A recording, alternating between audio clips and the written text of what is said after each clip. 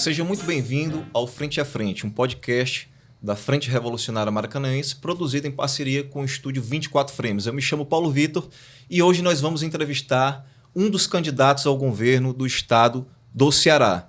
Lembrando que esse programa ele é produzido de forma independente e autônoma, sem nenhum patrocínio de político ou qualquer empresário da região. E eu já peço para você se inscrever no nosso canal, apertar o sininho e compartilhar o nosso conteúdo com amigos e familiares.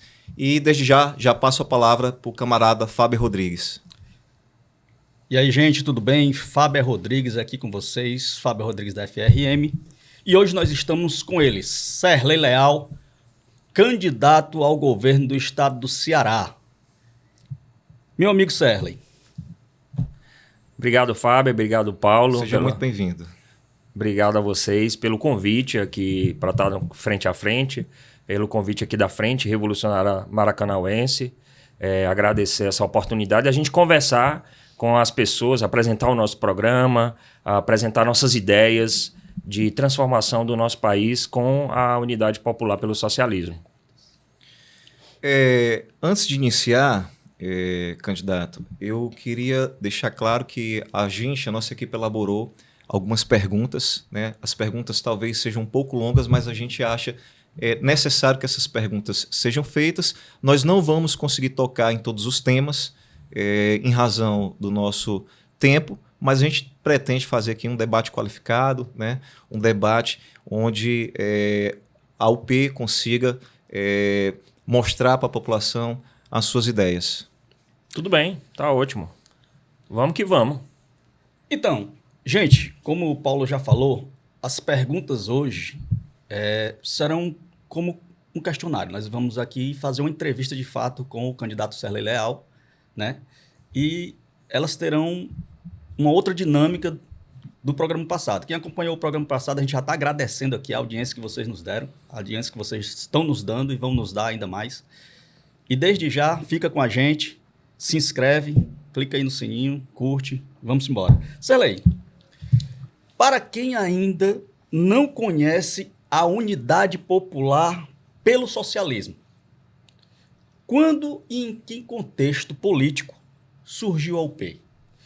Como se deu o processo de construção e organização do partido até a legalização dele? Fábio, a UP surgiu como uma necessidade histórica da classe trabalhadora brasileira. Nós iniciamos esse processo de construção quando percebemos que havia uma falência das organizações políticas no Brasil e principalmente uma falência das organizações de esquerda.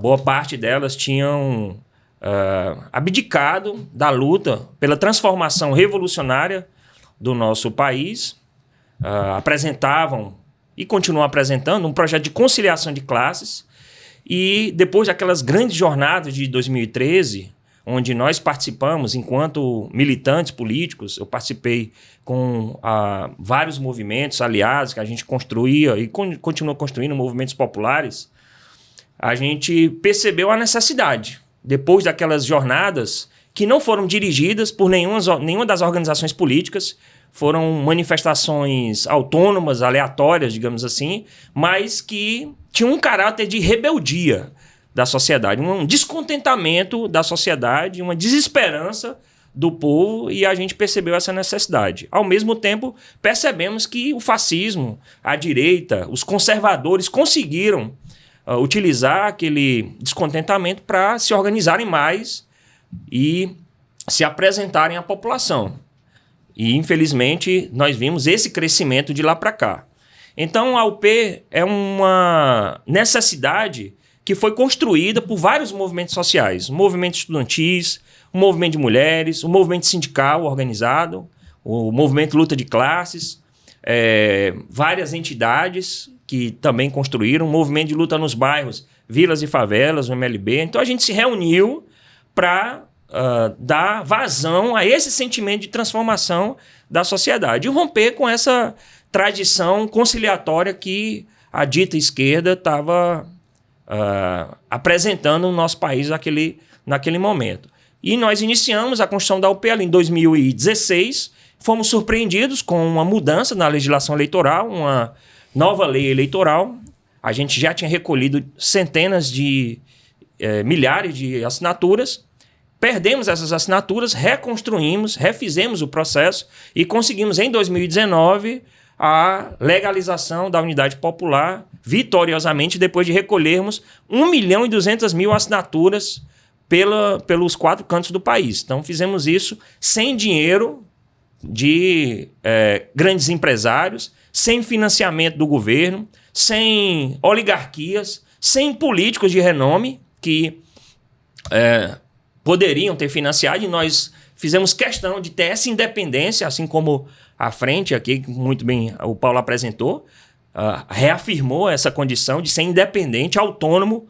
Então, nós só nos abraçamos com o próprio povo, nas periferias, na classe trabalhadora, para poder construir a unidade popular pelo socialismo. Então, foi esse sentimento, essa necessidade, aliado com essa rebeldia e a mobilização desses movimentos que permitiram o surgimento da unidade popular. Nós começamos ali no primeiro ano da UP com 3.000 filiados, hoje nós já estamos chegando aí a 17.000 filiados no país inteiro, e a nossa meta é chegar no final do ano com 50.000 filiados da unidade popular. E estamos construindo a UP pela base, porque houve um abandono das organizações de esquerda, dos movimentos populares nas periferias, nas escolas, nas universidades. Então a gente está construindo a UP com nossos núcleos. Os núcleos da unidade popular são, digamos assim, a essência da UP.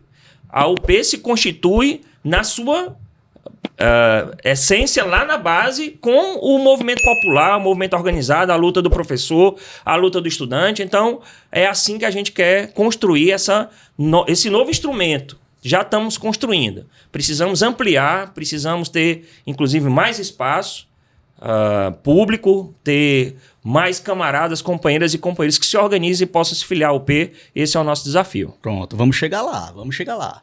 Dentro desse contexto, quem é Serley Leal? Serley Leal é um militante político, um militante revolucionário. Desde 1999, há 27 anos eu me organizei, ainda dentro do movimento estudantil. Entrei dentro do Diretório Central dos Estudantes da Universidade Federal do Ceará em 2001. Fiz 2 gestões, depois fui estudar na Universidade Estadual. Também fui membro do Diretório Central dos Estudantes da Universidade Estadual do Ceará.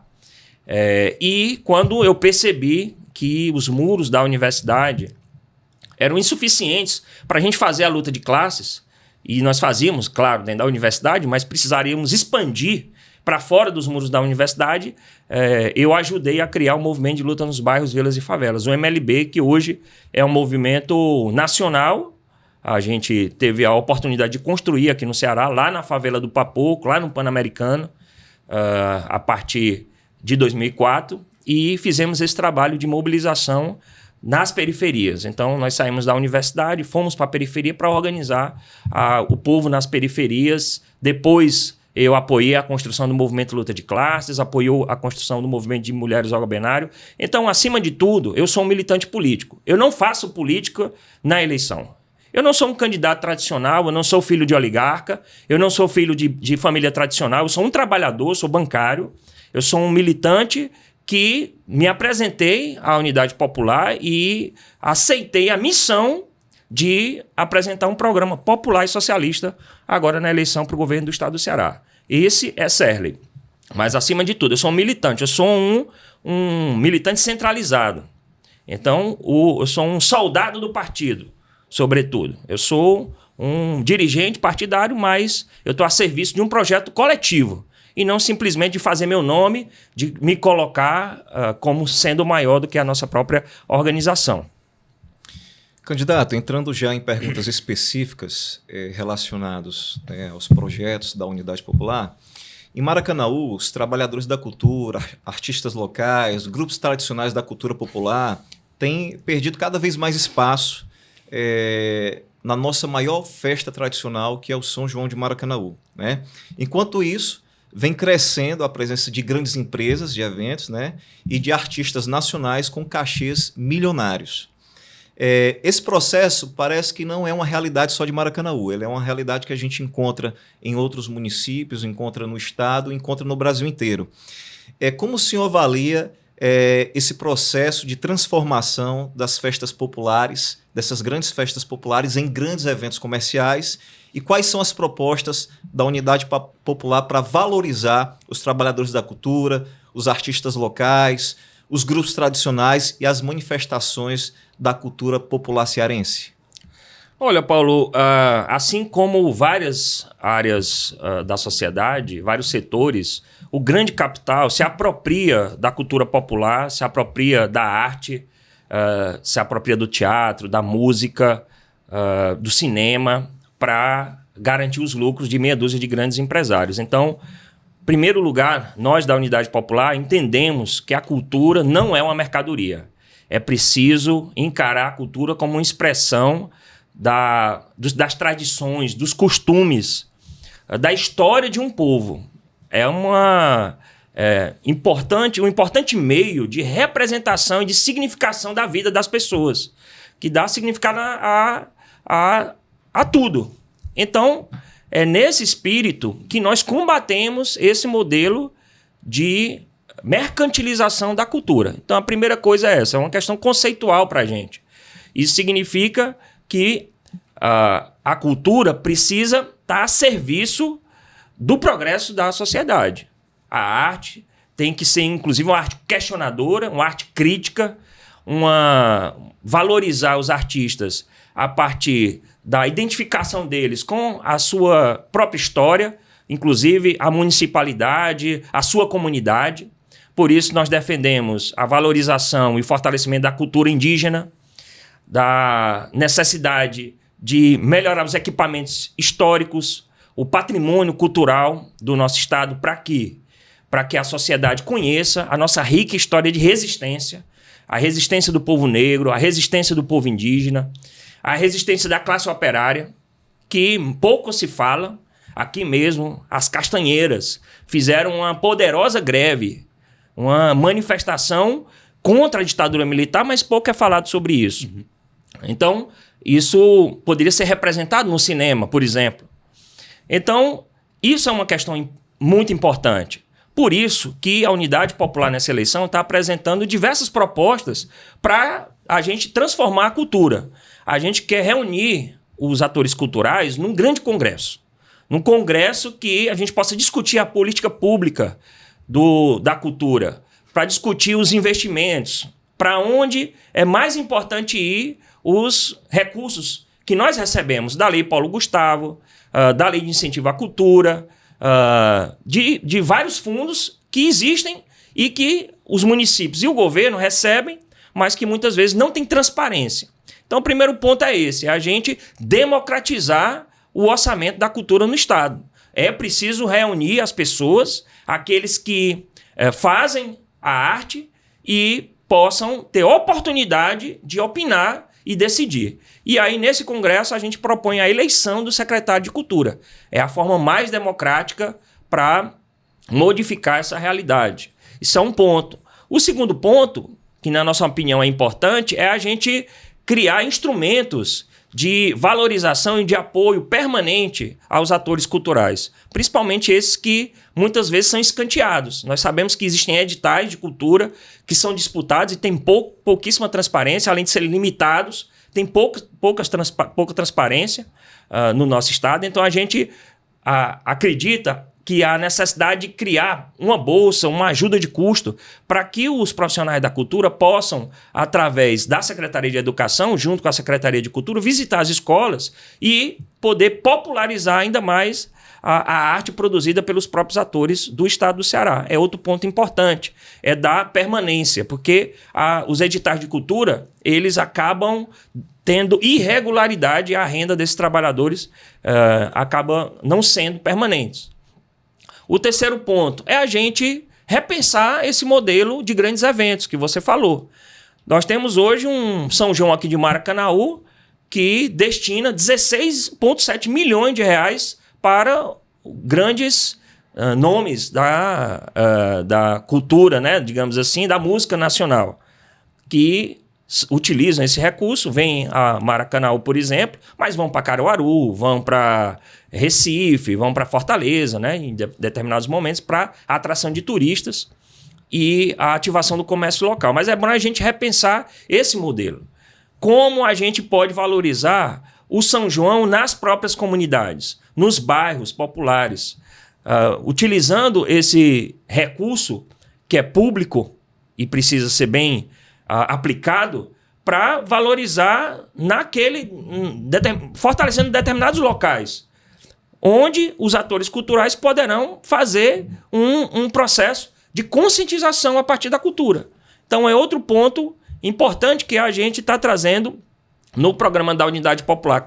Temos a proposta de chegar a 2% do orçamento estadual para investimento da cultura. Estamos propondo criar bibliotecas nos finais de semana, abrir as bibliotecas, não criar as bibliotecas hoje das escolas públicas que são fechadas, a gente abrir nos finais de semana para que a população possa acessar aquelas bibliotecas. Estamos propondo que também nas escolas que têm auditórios, a gente possa fazer teatros e cinema. Então, mesmo que sejam teatros populares, mas que a gente pudesse, com os atores culturais e mobilizados pelo governo, garantir um acesso mais rápido, mais fácil à juventude que tanto precisa da cultura, da sua história, de saber da sua nossa rica história cultural. Então, são esses os principais pontos.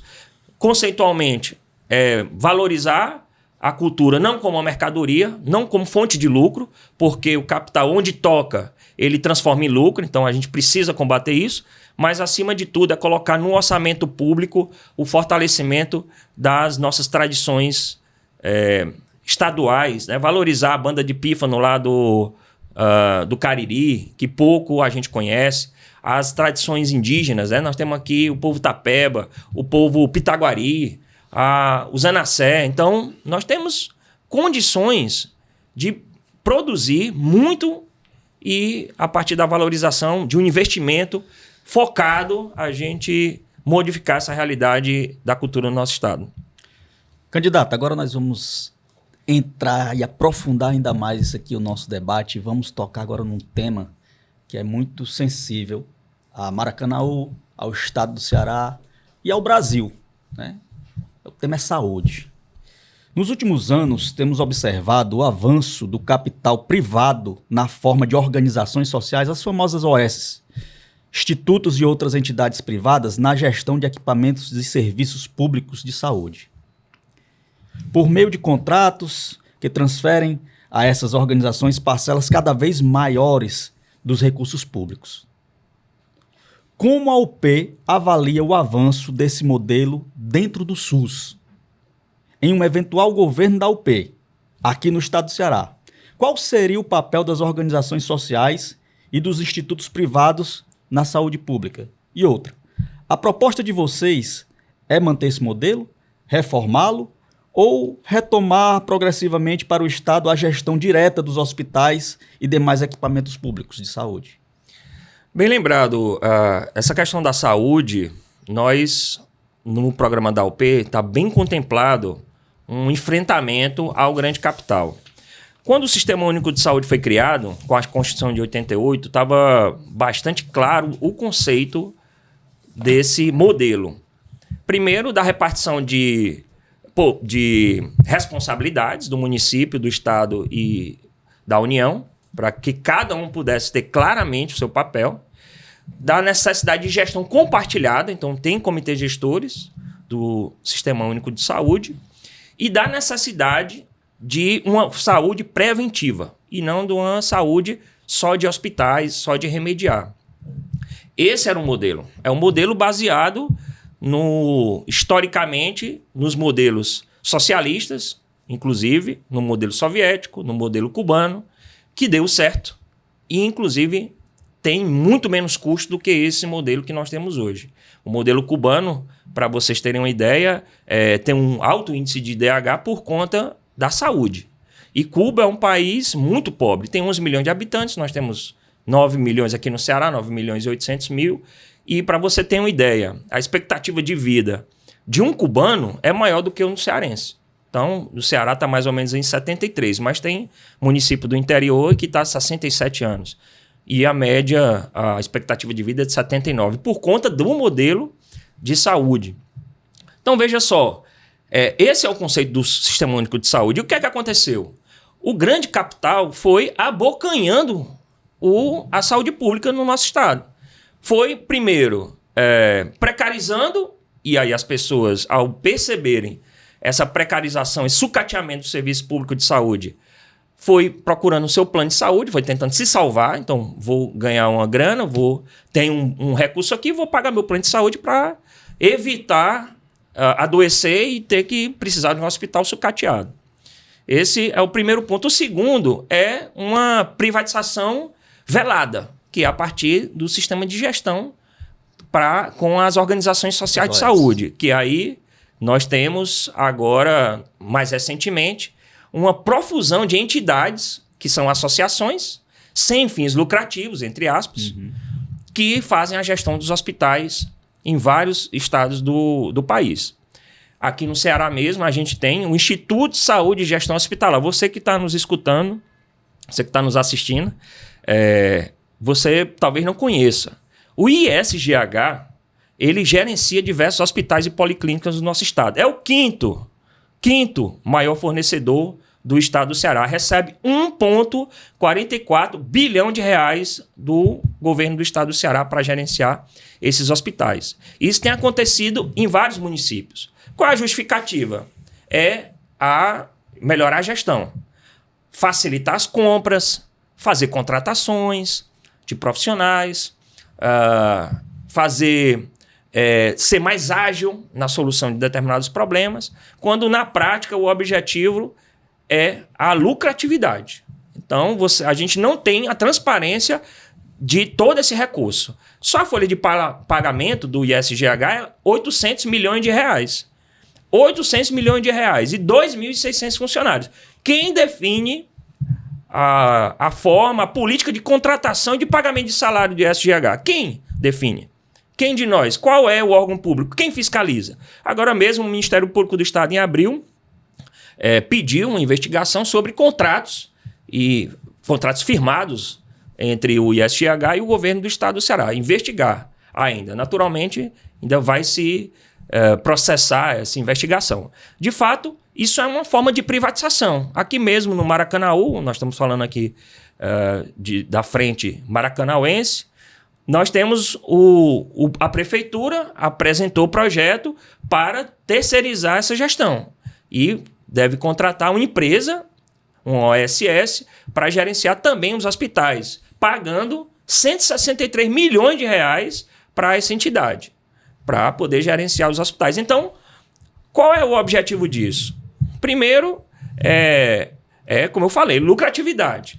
Segundo, é você utilizar essas OSs para serem cabides de emprego dos políticos, dos amigos do rei, da politicagem que existe no estado do Ceará, para fortalecer essas oligarquias que nós já temos aqui no estado. E essas pessoas permanecerem no poder. Em Fortaleza mesmo, a disputa lá na prefeitura de Fortaleza ficou clara com o atual candidato a vice-governador, que tem participação e interesse nessas organizações e tinha perdido, é médico, né? E tinha perdido e perdeu a eleição para o PT em Fortaleza. Então, é uma verdadeira politicagem que acontece com essas organizações. Você precariza o serviço. Você aumenta a rotatividade dos funcionários. Aumenta o risco de erro médico, de erro através do auxiliar de enfermagem, porque esses auxiliares contratados, muitas vezes, fazem escalas de trabalho muito maiores do que poderiam. Por quê? Porque trabalham em um hospital, tem que trabalhar em outro, porque o salário é reduzido. Então, você achata o salário, você aumenta o tempo de trabalho e essas pessoas ficam mais cansadas. E você, naturalmente, trabalhar num hospital, num ambiente altamente estressante, isso vai prejudicar o serviço. Então, é outro ponto. A corrupção que acontece e a falta de transparência que o próprio povo que não consegue gerir ou entender, compreender esse processo de gestão privada da saúde. Então, você perguntou, qual é a proposta da UPE? Romper com isso.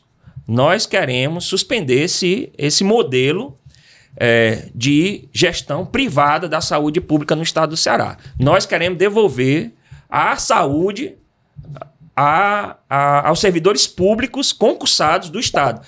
Precisamos fazer concurso público, precisamos suspender esses contratos com essas OS, precisamos investir no programa Saúde da Família. Por isso, nós queremos fazer uma gestão compartilhada com os municípios para multiplicar o programa Saúde da Família, para, como nós já dissemos, para voltar ao conceito de Sistema Único de Saúde, para que a gente possa prevenir. Os estudos são claros, os estudos comprovam. Se você investir R$1 em prevenção, você chega até a R$4 de redução da despesa com saúde pública. Então, é um fator inegável. Queremos cobertura vacinal de 95%. Hoje o estado está chegando aí aos 90%, então nós precisamos aumentar a cobertura vacinal. Precisamos fazer um processo também de democratização, assim como na cultura. Nosso governo, a proposta da UPE é governar com o povo. A gente tem dito, é governar com o povo, para o povo e pelo povo.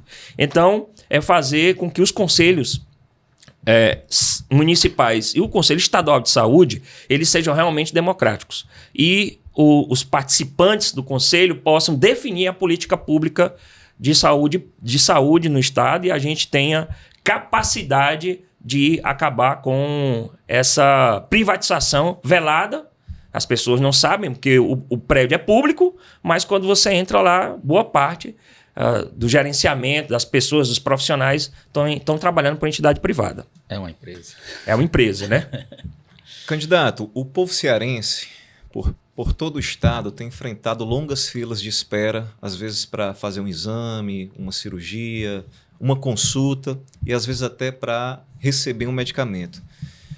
Como é que o senhor planeja resolver esse problema dessas longas filas de espera que aflige a tantos cearenses? Bom, primeiro a gente precisa fazer uma grande mobilização interministerial, usando todos os recursos necessários para acabar com a fila. Então, fazer um grande levantamento, uma mobilização dentro da Secretaria de Saúde, levantando todos os investimentos, inclusive com crédito suplementar. Então, a gente pode, no orçamento, pedir complementação orçamentária para que possam cobrir as despesas e garantir que a fila, tanto de exames como de cirurgias, que é uma fila longa, possa ser zerada no estado. Mas precisa de um compromisso, né? E a UP tem esse compromisso com a saúde pública. Isso é muito importante. Além disso, a gente precisa fazer compra emergencial de medicamentos, usando também créditos emergenciais, créditos suplementares, para garantir que todos os hospitais, postos e farmácias tenham todos os medicamentos necessários para as pessoas que necessitam. Então, é outro ponto importante. E no longo prazo, a gente montar uma política pública organizada para que o Estado possa assumir tanto a produção de medicamentos, a gestão dos hospitais e, se necessário, eu lembro agora, caso seja necessário e emergencial, também forçar os hospitais particulares, sem ônus necessariamente, ou com o mesmo ônus do pagamento do Serviço Único de Saúde, do SUS, que eles também façam, mas só por medida emergencial.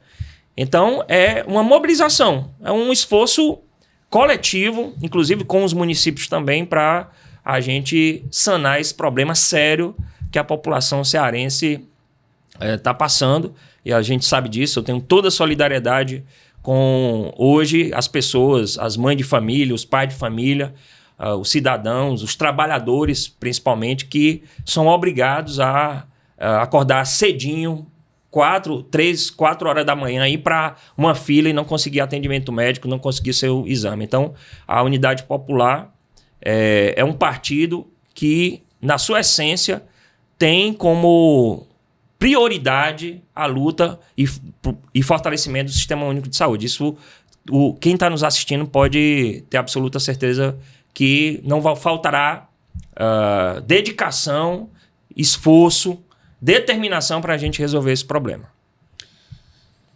Candidato, para essa pergunta, a Frente Revolucionária Maracanãense ela consultou a Fundação João Pinheiro e identificou lá que atualmente no estado do Ceará existem aproximadamente 200 mil famílias em situação de déficit habitacional, ou seja, que estão com uma moradia precária, né?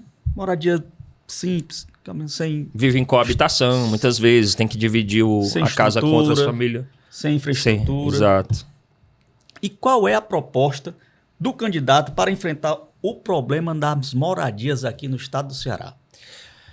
Olha, Fábio, o que acontece? A gente falou da cultura, a gente falou da saúde, agora a gente está falando da moradia. Veja como o capital e o sistema capitalista, ele quer transformar tudo em lucro, ele quer se apropriar dos direitos e transformar os direitos em mercadoria. E isso acontece também no campo da moradia. Então, eu falei no começo que eu sou fundador, ajudei a fundar o Movimento de Luta nos Bairros, Vilas e Favelas. E o MLB é uma organização nacional da qual também fez parte, né, a nossa candidata à presidência da República, Samara Martins. A gente esteve junto na direção do movimento.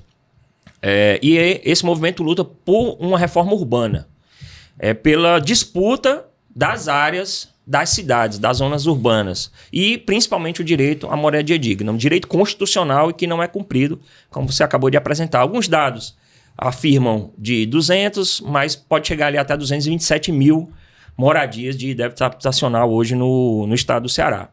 Então, a gente já faz isso, a gente já luta através da MLB, e com isso, a gente já conquistou diversas moradias de qualidade para as pessoas. Mas ainda falta muito, há uma necessidade grande, principalmente nas periferias, a gente mudar esse quadro.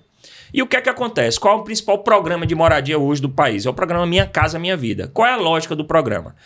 O governo cede o financiamento, o governo, através do município ou do estado, cede o terreno, e o governo do estado cede a infraestrutura, encanamento, energia, toda a infraestrutura necessária para poder construir a moradia. O que é que acontece? Chega uma empresa, disputa, cadastrada no Ministério, lá, habilitada, são empresas habilitadas, construtoras habilitadas, disputam a moradia. Disputam lá o edital e conseguem construir a moradia. E lucram com aquele recurso público.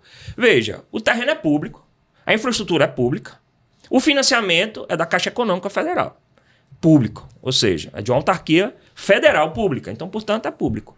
Por que que o governo entrega para uma empresa privada fabricar essa casa, construir essa casa? Por que que as próprias pessoas não podem, a partir de um mutirão, construir elas mesmas essas casas? Por que que a gente não pode fazer isso? Então, essa é a proposta da Unidade Popular, é mudar essa lógica. É o próprio povo construir. Isso significa uma redução, já foi calculado, uma redução de 22% a 23% do custo da moradia. Existe alguma experiência que tu conheça? A gente faz isso através do MLB.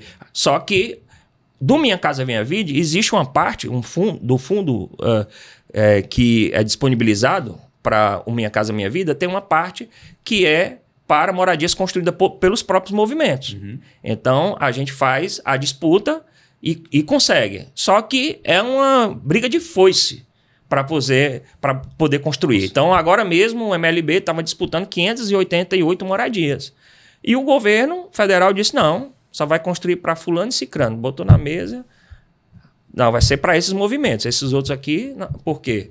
São a política também dos amigos do rei, né? Então, tá aqui as casas, então só vai para esses. Então, é assim... Vamos decorar esses amigos do rei aí, que nós vamos chegar aí perto. Saber quem é esses amigos do rei, quem é esse rei. Pois é, no caso da UP, esses amigos do rei, nós vamos para lá com a manifestação, com a luta, e temos que forçar a barra. Então, veja só, então é isso, é esse modelo que a gente quer romper. Existe já esse modelo pelo Minha Casa Minha Vida, mas é um percentual pequenininho. Não chega a 5% do total do programa Minha Casa Minha Vida. Isso barateia a moradia. E aí o que é que acontece? especulação imobiliária com moradia popular, quem já se viu.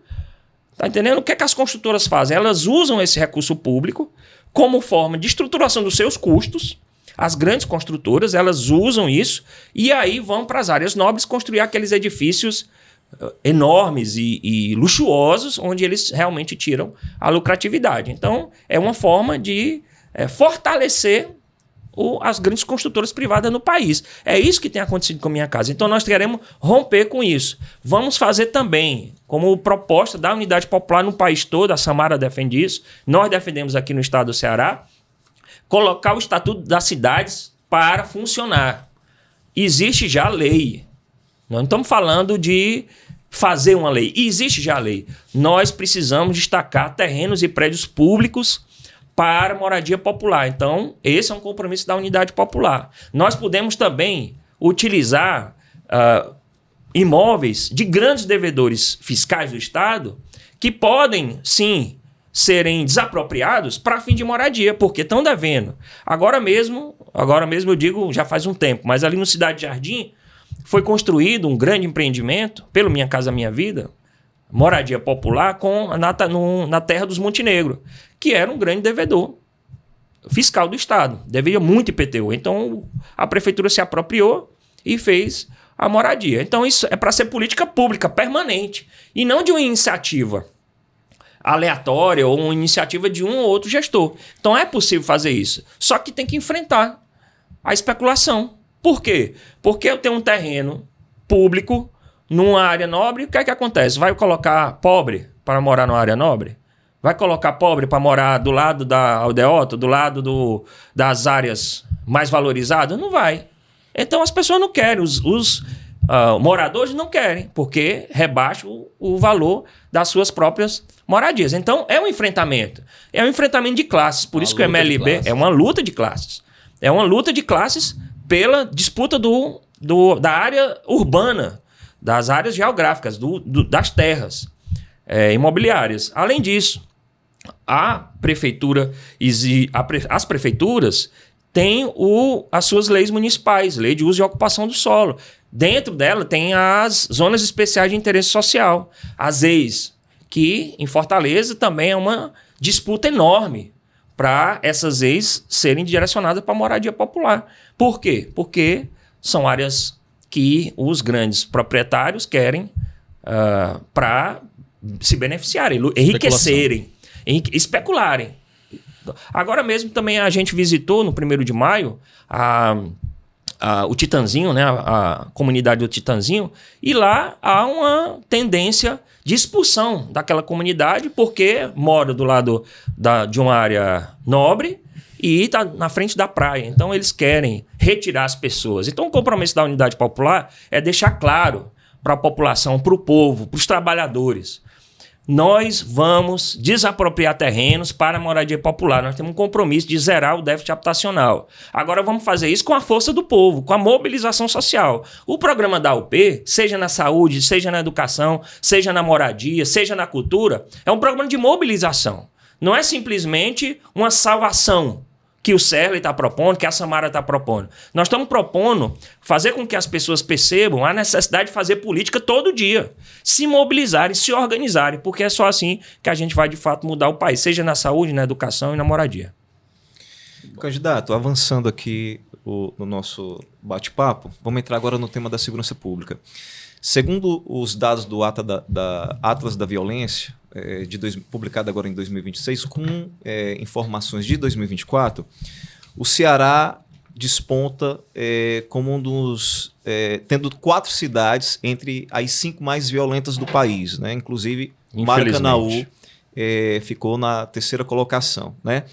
Dentro desse contexto, o que o senhor propõe para diminuir esses índices de violência? Bom, a primeira coisa, Paulo, é a gente colocar a periferia no orçamento. A gente tem dito isso. Não adianta pensar a segurança pública só na repressão. Só se fala em repressão. Tem candidato aí defendendo matar todo mundo, entrar na favela com um caveirão. Daqui a pouco estão propondo bombardear as favelas para matar os membros das facções criminosas. Isso é um absurdo. que nós acreditamos e defendemos é que a periferia tenha voz, tenha direitos, tenha garantias, as suas garantias constitucionais respeitadas, nós tenhamos equipamentos, nós tenhamos emprego, saúde, direitos sociais. O Estado se retirou das comunidades há muitos anos. O Estado não tem mais uma moral, uma respeitabilidade dentro das comunidades, dentro das periferias. E as facções criminosas, o crime organizado, recruta a partir disso. Recruta a partir dessa falta de perspectiva, dessa desesperança que o povo tem. Sobretudo a juventude pobre, preta da periferia.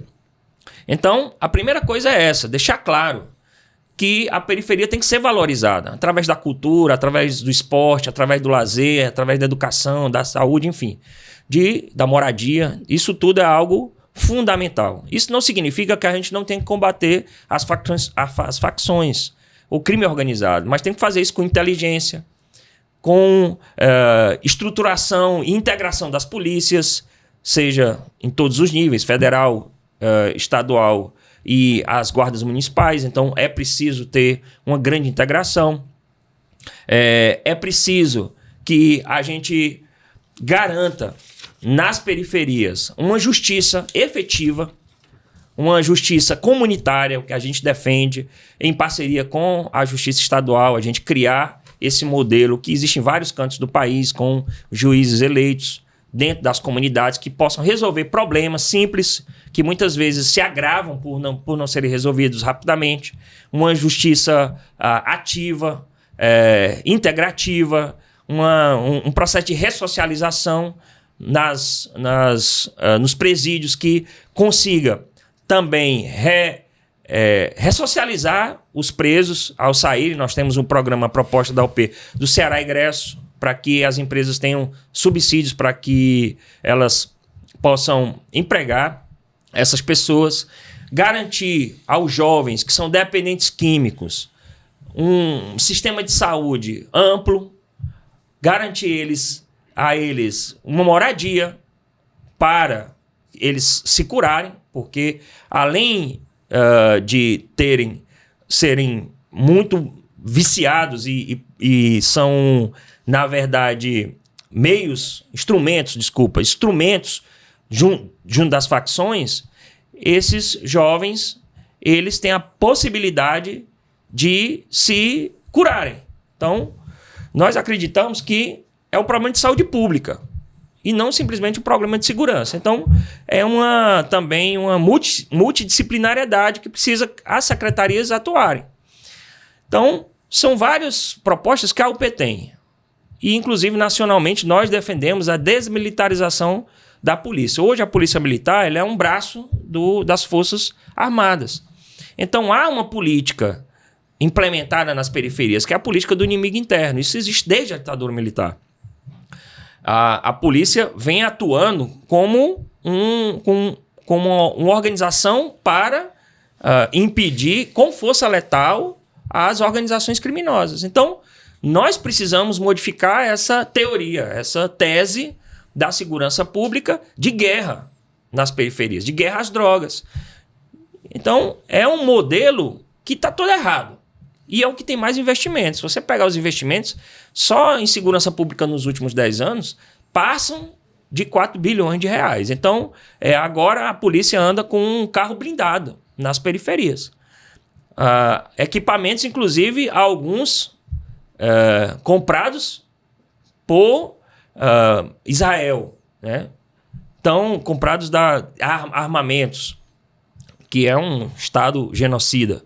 Então, nós temos que pensar a segurança pública a partir da valorização da periferia.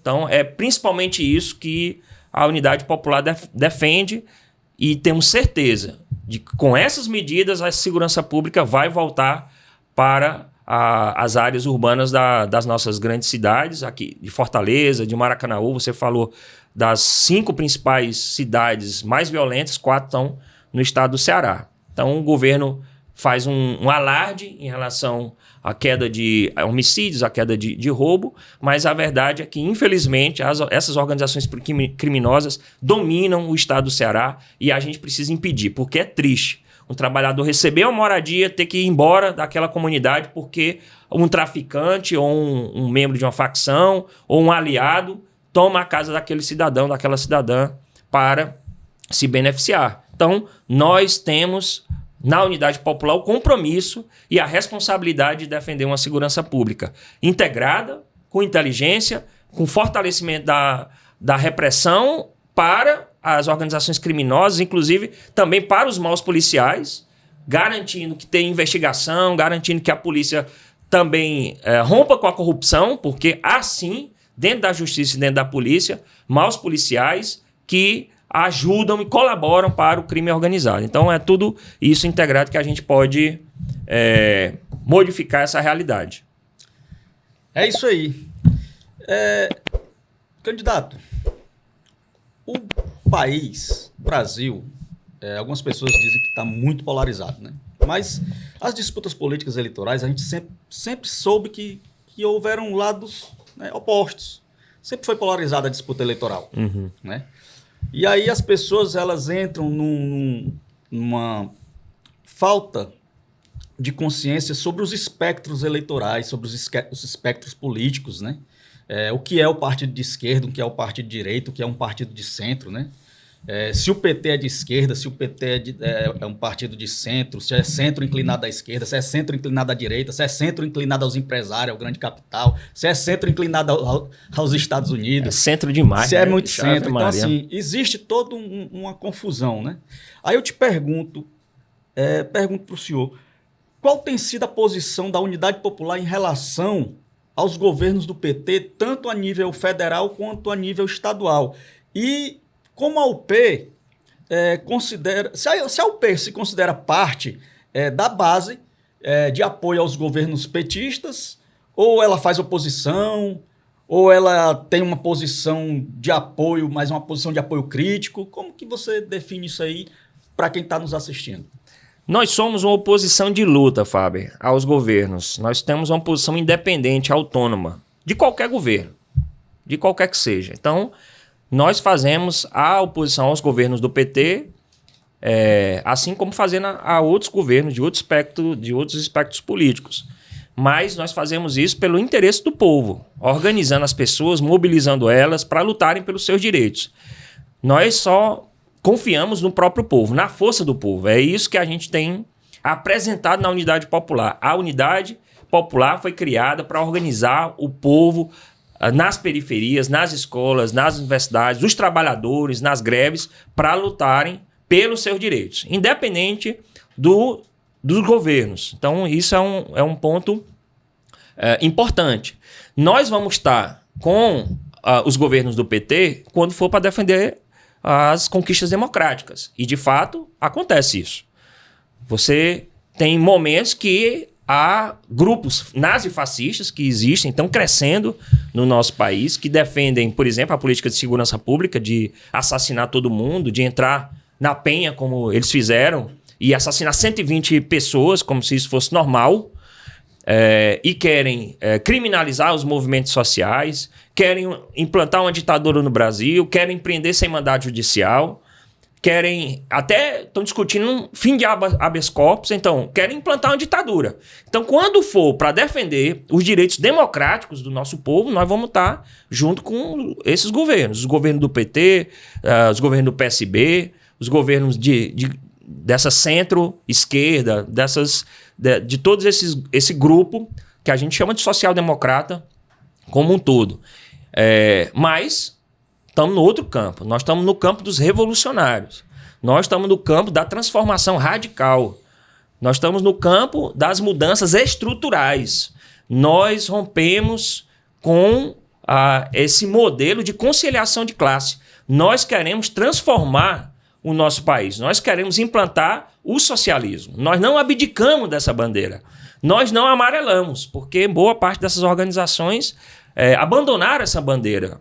Essa bandeira que estava hasteada e eles foram lá e dobraram. Nós não, nós mantemos ela erguida, em alto, tremulando. Nós queremos uma transformação do nosso país onde os trabalhadores possam ter o Estado. E para isso, nós precisamos conscientizar as pessoas. Então, muitas vezes, os governos de conciliação, eles criam a ideia da possibilidade de uma salvação a partir do processo eleitoral, por exemplo, de uma maioria parlamentar, que a institucionalidade pode garantir a mudança efetiva. E, na nossa opinião, isso não é possível. Nós achamos que só uma transformação radical, revolucionária, é capaz de modificar pela base a economia, mudar o projeto mesmo de desenvolvimento do nosso estado e do país. 42% hoje do orçamento público está sequestrado pela dívida pública, pelos grandes banqueiros. Você tem uma quantidade enorme de subsídios fiscais, 800 bilhões de reais são dados de subsídios para os grandes empresários no nosso país. Aqui no estado chega a 6 bi a quantidade de subsídio fiscal para as grandes empresas.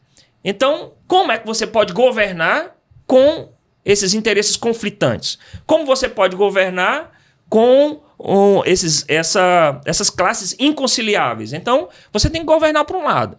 A unidade popular tem independência e é intransigente na defesa dos interesses da classe trabalhadora. Por isso, vai governar para os trabalhadores, exclusivamente para os trabalhadores. E, claro, naturalmente, para uma parte considerável, a imensa maioria, a massa de pequenos camponeses, de pequenos comerciantes, pequenos industriais que trabalham e que, inclusive, sucumbem diante do grande capital. Porque eles acham que esse nosso discurso é um discurso radical e tem que ficar do lado do grande empresário. Pois bem, o grande empresário é o principal inimigo dos pequenos comerciantes. Eles recebem, Fábio, taxa de juros de 7% ao ano. Mas se você for no banco, o pequeno comerciante aqui do Maracanaú, ele for no banco ele vai pegar uma taxa de juros de 4% ao mês. E o grande empresário tem subsídio de 75% do ICMS. Existe um fundo no estado do Ceará, o Fundo de Desenvolvimento Industrial, que ele beneficia 150 empresas. E eles têm 75% de desconto no ICMS. Eu pergunto, para os pequenos industriais, você gostaria de 75% de desconto no seu ICMS para pagar menos tributo? Pois bem, eles são responsáveis. Por que o pequeno paga mais? Porque o grande está sendo subsidiado. É isso que acontece. Mas, na prática, esse nosso discurso parece que atinge os pequenos empreendedores, quando, na verdade, olhem mais um pouquinho, reflitam e vejam que são os grandes, são os responsáveis por toda essa situação que vive o nosso povo. Então, nós somos independentes, nós somos autônomos, nós queremos construir um partido, inclusive, sem financiamento das grandes corporações, dos grandes monopólios, dos grandes empresários, para que a gente possa governar só para os trabalhadores e para aqueles que trabalham de fato. Muito bem, a gente está avançando já para o fim, mas a gente ainda tem algumas perguntas para fazer, candidato. Uma das críticas históricas, né, da esquerda ao capitalismo é o avanço do capital sobre a terra e os recursos naturais, né? No Ceará, a gente tem visto a expansão do agronegócio, né, conflitos envolvendo o uso de agrotóxico e seus impactos sobre algumas comunidades, o que ficou conhecido, por exemplo, como chuva de veneno, né? A gente também tem visto grandes empreendimentos, né, com grandes impactos na natureza aqui no Ceará, como no caso de Caucaia, o data center que vai ser instalado lá. Também temos vários impactos ambientais num terreno que ficava ali próximo ao aeroporto. Enfim, como é que o senhor avalia a relação dos governos petistas com esse modelo de desenvolvimento? Bastante contraditório, viu, Paulo? Porque dizem defender o meio ambiente, mas acabam fortalecendo as grandes corporações, que são os principais desmatadores, são os principais inimigos do meio ambiente, dos ambientalistas, né, daqueles que defendem uma sociedade sustentável. Veja mesmo o que aconteceu agora lá no norte do país. O presidente da República fez um decreto que praticamente privatizava o Rio Tapajós. A Cargill, que é uma empresa multinacional, uma empresa norte-americana, para poder transportar a sua produção, queria passar por aquele rio, aumentando a vazão do rio e garantindo que ela transportasse não só na cheia, mas também na época seca do rio. E aí o rio ia praticamente virar uma propriedade da Cargill. Pois bem, os indígenas foram lá, invadiram, na verdade ocuparam a Cargill e conseguiram reverter o decreto. E a vitória ficou do lado dos povos tradicionais, dos povos indígenas. Então, aqui também no Ceará, a gente precisa seguir esse exemplo, porque existem vários ataques que estão sendo orquestrados, esse mesmo do data center. Eu não sei se vocês sabem, a população aqui que está nos assistindo, esse data center vai consumir 88 mil metros cúbicos de água por dia.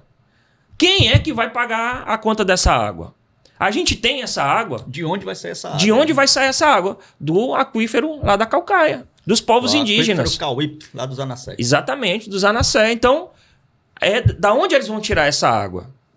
Certo. E daqui a 20 anos, vai ter água para o povo beber? Para o povo plantar? Vai ter Anassé? Exatamente. Vai ter terra indígena? Vai ter comunidade? Então, é isso que a gente precisa repensar. E o veneno? Eu mesmo assisti uma parte aqui do Frente a Frente com o Hugo, e ele falava sobre como os agrotóxicos estão acabando com a natureza, como isso está envenenando a nossa população. E o próprio vendedor de verduras, ele nem quer mais consumir o que ele vende, ele está consumindo o outro porque sabe como aquilo está envenenado.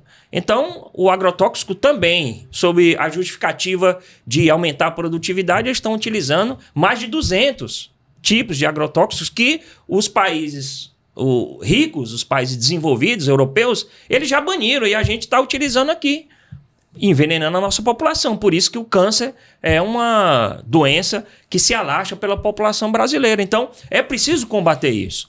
E aí a mesma lógica de mercantilização da terra, da água. Eles querem transformar tudo em mercadoria. Eles só não transformam o ar em mercadoria porque ainda o ar continua acesso. Estão estocando, né? Então, daqui a pouco eles vão criar um jeito de mercantilizar também. Então, essa lógica que no meio ambiente também a gente vai combater. A gente está propondo suspender licenças ilegais que estão acontecendo, muitas licenças, inclusive para o agro. As grandes corporações agroexportadoras estão vindo para o estado do Ceará. Só para vocês terem uma ideia, a APA do Araripe está sendo desmatada para a produção de soja e de milho. Então, há um movimento para proteger a APA, assim como a APA da Ibiapaba, e é preciso proteger essas regiões desse desmatamento. E por isso que a Unidade Popular defende tanto a outorga d'água, as licenças, a garantia de áreas de proteção ambiental, as RPPMs, todo o regime de proteção seja fortalecido, inclusive com a nossa Secretaria de Meio Ambiente, tendo poder, fazer concurso público para a SEMASSE, garantir fiscalização, garantir assistência técnica através da EMATESE e através da SEMASSE, para que a gente possa ter uma agricultura sustentável, o uso da água de forma responsável e a redução drástica do uso de agrotóxicos para que a população não seja envenenada no estado. Sérgio, a gente deu uma pesquisada nos teus materiais de campanha, na tua própria, na pré-campanha, na verdade, né? E a gente identificou, tu tá fazendo uma vaquinha, né, cara, para conseguir aí uma grana, porque assim, a gente ficou admirado, né? Um candidato a governo do estado do Ceará fazendo uma vaquinha, enquanto que a gente fez aí uma pesquisa rápida, que nas eleições de 2026 os partidos políticos brasileiros terão à disposição 5 bilhões, né, em recursos aí do fundo eleitoral. A distribuição, porém, ela é bastante desigual, né? Ela não chega em todos da mesma forma, né? Por exemplo, o PT, que é o partido do atual governador, ele vai receber aí 615 milhões. O candidato do PSDB vai receber algo aproximado aí em 147 milhões. A Unidade Popular, a gente deu uma olhadinha, terá pouco mais de 3,3 milhões para fazer a campanha das suas candidaturas. Isso, né, em todo o país. Como candidato, você avalia essa desigualdade, essa divisão de recursos? Revolta? Bastante. Nos revolta profundamente essa desigualdade, essa falta de democracia. E ela se estende, por exemplo, à nossa participação nos debates, ela se estende ao fundo partidário, que somente uma parte dos partidos que têm vagas no Congresso Nacional recebem. E elas impedem que os candidatos, como nós da Unidade Popular, tenhamos a possibilidade de apresentar o nosso programa de forma ampla, de forma participativa, para que as pessoas conheçam o nosso programa. E aí fortalece apenas essas oligarquias, esses mesmos políticos de sempre, essa política que não tem mais nada a oferecer, que está dando desesperança para as pessoas, infelizmente. E aí a gente está realmente fazendo a nossa vaquinha, convocando as pessoas para ajudarem a nossa campanha. Nós temos feito uma luta que nós estamos chamando da luta do Tostão, do Tostão contra o milhão. Então é preciso a gente ressaltar isso, que para manter a independência nós também precisamos de financiamento do próprio povo, e a nossa luta não é uma luta simplesmente eleitoral, ela passa pela eleição, mas é uma luta permanente, uma luta cotidiana, uma luta sistemática pela transformação do nosso país. É uma verdadeira um escárnio, uma situação deplorável que a gente tem visto com essa quantidade de recursos, como o PL vai receber 889 milhões. Se juntar com o fundo partidário, chega a R$1 bilhão que eles vão receber esse ano para apresentar candidaturas que não tem nada a oferecer para a classe trabalhadora, não tem nada a oferecer para a transformação do nosso povo. Então, fica aí a convocação, a dica. Vem com a gente construir a Unidade Popular, financiando, apoiando e se mobilizando junto conosco. Candidato, ainda dentro desse contexto, o Fábio falou de números expressivos, mas a nível nacional, né? No Ceará, cada candidato ao governo do estado poderá gastar até 11,5 milhões no primeiro turno e cerca de 5,7 milhões no segundo turno, o que pode totalizar aproximadamente 17 milhões de reais em cada campanha, tanto na campanha do Ciro Gomes quanto na campanha do governador Elmano de Freitas. A gente sabe, já que a Unidade Popular dispõe de recursos muito inferiores, né, a essas grandes estruturas partidárias, né? Dentro desse contexto, quanto a direção nacional da UP vai destinar à sua campanha? A direção nacional fez um balanço sobre as prioridades da campanha. Nós temos a campanha à presidência da República, a Samara Martins. Para quem está nos assistindo, conheça também o programa da Samara. Entre aí nas redes sociais da Samara, que é a candidata da transformação radical do nosso país. A gente vai priorizar essa candidatura, portanto, esses escassos recursos vão ser destinados fundamentalmente para ela, e a gente vai destacar aí 55 a 60 mil reais para a nossa candidatura aqui do estado do Ceará, um valor módico, um valor que a gente vai principalmente utilizar para a produção de material gráfico, fundamentalmente isso, e pagamento de algumas despesas institucionais que a UP precisa garantir. E a gente está fazendo essa campanha na rua. E nós vamos fazer a campanha olho no olho, a campanha com o panfleto, a campanha do compartilhamento da nossa militância, uma campanha de fortalecimento dos movimentos sociais. Nós estamos convocando os movimentos que atuam na UP para estar junto conosco, criar comitês nas casas dos nossos militantes, nas comunidades, enfim, a gente construir uma mobilização real, porque nós precisamos encarar também, Fábio e Paulo, a luta como sendo nesse campo. É possível a gente vencer as candidaturas do dinheiro. Não é fácil. Eu tenho a plena e absoluta certeza disso, que não é fácil. É um trabalho duro, árduo, mas nós podemos. Nós podemos fazer isso se o povo participar da nossa campanha. Se o povo, a população, a classe trabalhadora acreditar nesse projeto, absorver o nosso programa, tomar consciência da sua força. Porque com o povo ninguém pode. Pode ter certeza, quando o povo se organiza, quando ele luta, ele realmente muda as coisas. E por isso, essa campanha do Tostão contra 1 milhão precisa ganhar as mentes e os corações das pessoas, e estamos convocando você para, junto conosco, a gente, nessa força, nessa corrente, mudar a realidade aqui do Estado. O candidato acabou tocando aí num ponto que vai direto na nossa próxima pergunta. Então, na tua opinião, o poder político e econômico das elites interferem diretamente no processo eleitoral? Completamente. Não tem o que discutir. Inclusive, tá claro até que as organizações... Não tem nenhum empresáriozinho assim que chega... De jeito nenhum, e queremos longe... Nem quer ter. Nem quer ter grande empresário. Por quê? Porque quem paga a banda escolhe a música, Fábio. É assim que é a vida.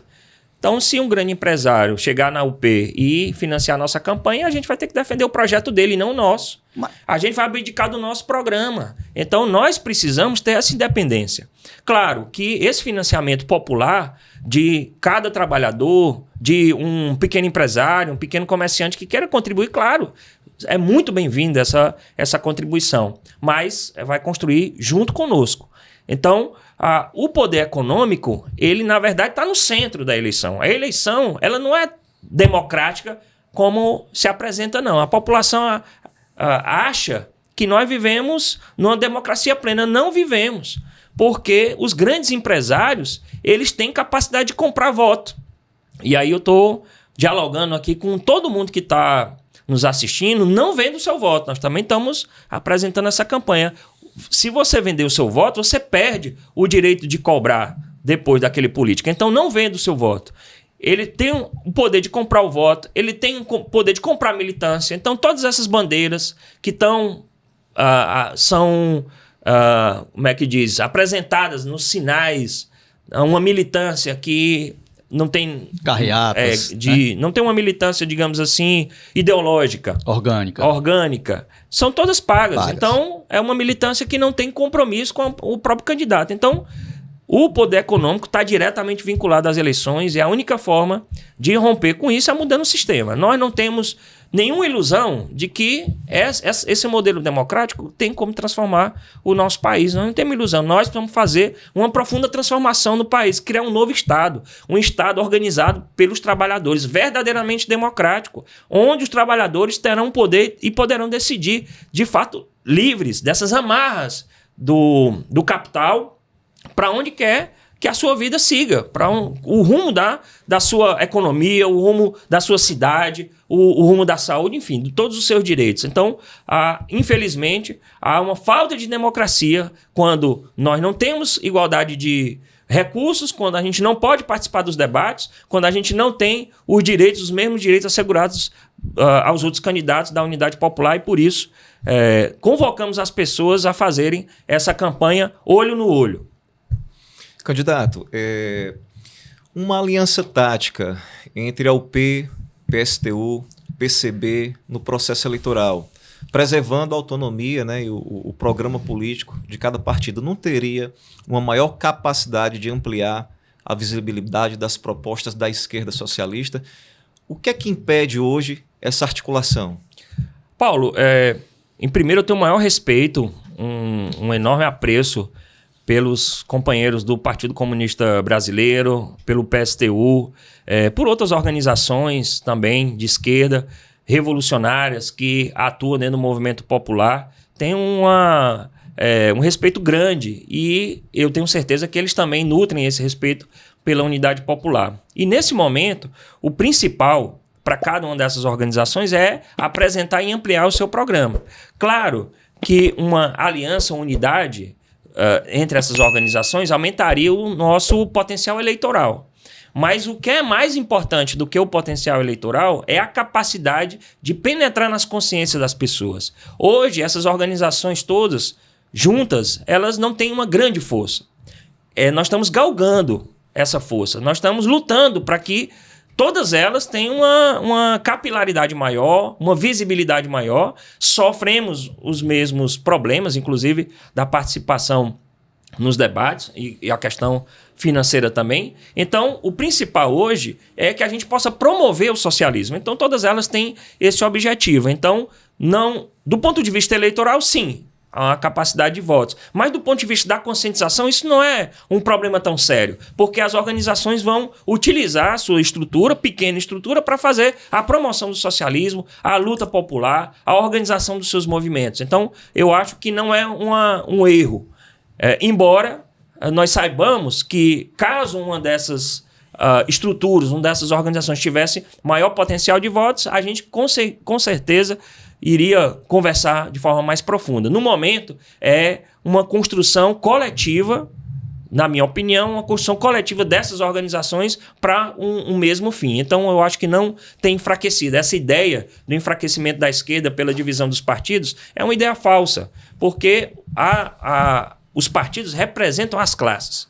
Então, as classes sociais, a classe trabalhadora brasileira tem vários partidos. Então, sim, eles podem se apresentarem para a população, para ganhar a classe trabalhadora. A diferença é que os outros partidos, os partidos de direita, que representam as classes dominantes, eles não se apresentam como defensores dos ricos. Eles também se apresentam como defensores dos trabalhadores, dos pobres.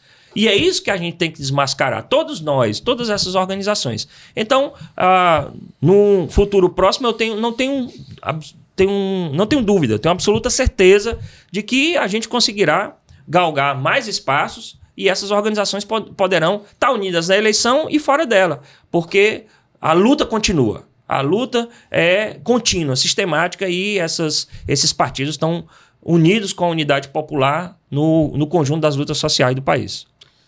Muito bem. Já deu para ver que você é um candidato que atua não somente durante as eleições, né, mas faz um trabalho de militância mesmo constante, né, dentro da unidade popular. E ainda dentro desse gancho da pergunta que o Paulo fez, nas eleições de 2022 você também foi candidato, né, pela unidade popular? Foi, sim. Pronto. Então, 175 mil eleitores naquele ano de 2022 votaram em branco. 249 mil anularam o voto. E cerca de 1,1 milhão se abstiveram.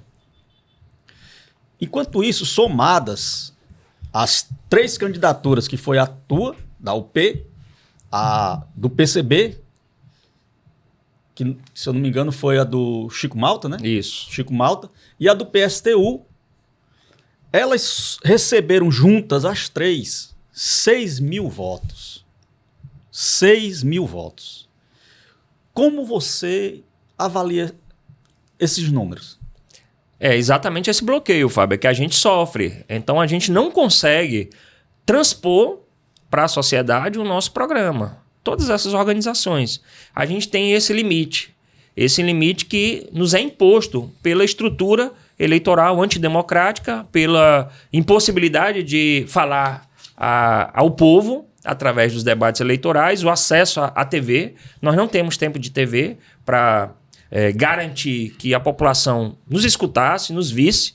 Então, é um verdadeiro bloqueio. É como se os grandes empresários, os ricos, os bilionários do nosso país nos impedissem de apresentar o que nós acreditamos, as nossas ideias. Então, isso é uma característica da falta de democracia. Então, esse é o primeiro elemento. O segundo elemento é preciso a gente reconhecer, fazer uma autocrítica. Nós precisamos crescer. As organizações revolucionárias, a Unidade Popular, está numa luta para filiar novas pessoas, para criar novos núcleos, porque é isso que realmente modifica, é isso que dá base de sustentação eleitoral. Não é simplesmente a divulgação durante esse período curto de 45 dias. A UP precisa crescer. Então, essa autocrítica a gente precisa reafirmar para as pessoas. Nós precisamos aumentar a nossa capilaridade, a nossa capacidade de mobilização das pessoas, a quantidade de núcleos, garantir que os movimentos sociais que atuam junto conosco tenham maior visibilidade, tenham mais potencial de mobilização, passem a organizar ainda mais pessoas e a gente consiga romper esse cordão que a burguesia, os grandes empresários, os ricos nos impõem. Então, de um lado, o bloqueio, mas de outro também a nossa capacidade. Ainda falta capacidade para a gente e nós não temos dúvida que a unidade popular, como instrumento de mobilização, ela poderá, no curto espaço de tempo, ser essa opção, ser esse instrumento com visão, esperança, da esperança. Nós temos dito, a esperança não morreu, ela mudou de nome, ela se chama Unidade Popular pelo Socialismo. Então, é conseguir com que essas pessoas que hoje estão desesperançosos, esses milhões de pessoas, sejam que votem branco, votem nulo, ou simplesmente se abstêm do processo eleitoral, eles vejam na gente essa possibilidade de transformação. Porque há uma desesperança. Os partidos políticos estão profundamente desgastados no país. Existe uma pesquisa que aponta muito bem isso. Então, entre as 5 principais instituições mais desgastadas, com menos credibilidade, os partidos políticos estão lá. Então, a gente precisa resgatar isso. E resgatar, garantir coerência política. Então, a gente tem que manter a nossa coerência, independência política, para que a população saiba do nosso compromisso, a permanência do nosso compromisso ao lado dos trabalhadores. E, acima de tudo, nós não podemos nos corromper, porque a corrupção aconteceu no nosso país para várias organizações de esquerda. Então, nós temos um compromisso de manter o nosso nome e a nossa bandeira limpa junto da classe trabalhadora brasileira. Candidato, chegamos ao fim, né, de mais um Frente a Frente. Quero agradecer a sua presença, a presença da sua assessoria. Quero fazer uma última pergunta, em seguida a gente parte para as considerações finais. Caso a eleição ao governo do Estado vá para o segundo turno e a candidatura da UP não esteja entre as 2 mais votadas, qual será a posição do partido? A UP admite um apoio a uma outra candidatura ou poderá defender a neutralidade, o voto branco ou o voto nulo? Hoje, Paulo, a gente não tem essa discussão ainda na direção da Unidade Popular. A gente está concentrado em fazer a nossa campanha, em fazer o nosso material, em discutir com as pessoas, em fazer as nossas plenárias, as nossas reuniões. Esse é o nosso principal trabalho, a nossa missão nessa guerra eleitoral. A gente está tratando como uma guerra, uma disputa ferrenha para que a Unidade Popular tenha o seu espaço. E, portanto, a gente não tem nenhuma discussão sobre apoio no segundo turno nessa eleição. A título de hoje, nós queremos fazer com que a UP seja uma opção política no estado do Ceará. Esse é o nosso compromisso e depois, no momento oportuno, a gente vai discutir a nossa visão, o nosso voto no segundo turno, caso o segundo turno aconteça. Hoje nós percebemos 2 candidaturas que muito parecidas, né? Parece muito uma com a outra. Um que diz que está fazendo, o outro diz que já fez. E é isso que tem acontecido. A gente sabe muito bem que não tem muita diferença do ponto de vista político nessas 2 candidaturas. Claro, um tem um viés mais à direita, está aliado com o bolsonarismo, que é o que há de pior na política do estado do Ceará, na política brasileira, está aliado com aqueles que defenderam um golpe em 8 de janeiro de 2023, defenderam isso, foram para a rua defender uma ditadura militar. Então isso é um absurdo, está completamente descartado. Do outro lado, você tem uma candidatura, a candidatura do atual governador, que se aliou com as oligarquias. Abandonou qualquer tipo de perspectiva de discurso de esquerda, de apresentação de um programa popular, de aumento da democracia e da participação do povo, de defesa dos direitos dos trabalhadores, de aliança com os diversos movimentos sociais. Infelizmente. Então, são candidaturas com programas bastante parecidos. Então, a título de hoje, nosso programa é o único capaz de realmente transformar a vida do povo cearense. É um programa radical, um programa popular, um programa socialista. Inclusive, estamos nos apresentando dessa forma para toda a população do estado do Ceará. A mudança real e concreta é a Unidade Popular nessa eleição. Muito bem. Faber, considerações finais? Bem, agradecendo já meu parceiro de bancada, Paulo Damasceno, agradecendo ao candidato Serlei Leal, sucesso, boa sorte aí na sua caminhada, nessa campanha.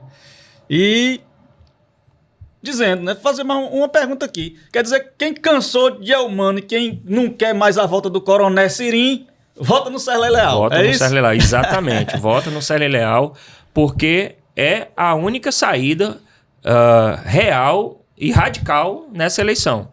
Eu acho importante isso ficar claro para a população. Show. Nós temos que abandonar essa velha política, essa política coronelista de um lado e essa política de conciliação do outro. Porque no frigir dos ovos dá no mesmo. Fortalecer os grandes monopólios. Mudar a política de desenvolvimento do estado do Ceará. De 40 anos de subsídio fiscal, de guerra fiscal, para favorecer o grande capital do estado, para favorecer a exportação, para favorecer as grandes corporações que exportam para fora do estado do Ceará e que hoje estão abandonando muitas vezes o estado, mesmo tendo subsídio. Então, essa política tem que ser modificada e a Unidade Popular tem um compromisso, o seu programa, as nossas 85 páginas, as nossas 80 propostas que nós vamos lançar para todo mundo durante todo esse período eleitoral. A gente convoca as pessoas a conhecerem cada vez mais, se aliarem conosco, se unirem, porque a classe trabalhadora pode transformar esse país. Nós temos a convicção de que o socialismo é, sim, a única saída para a transformação da nossa sociedade. Estamos com a Samara Martins e a Raquel Brício nessa campanha eleitoral para romper todas essas amarras aí do grande capital, para colocar em xeque, fazer uma verdadeira guerra às desigualdades, uma guerra contra esses grandes empresários, esses bilionários que são responsáveis pela miséria, pela desigualdade, pelos baixos salários. Nós temos hoje a pior renda, terceira pior renda, na verdade, do país hoje, Fábio, no Ceará, R$ 1.390, segundo o IBGE.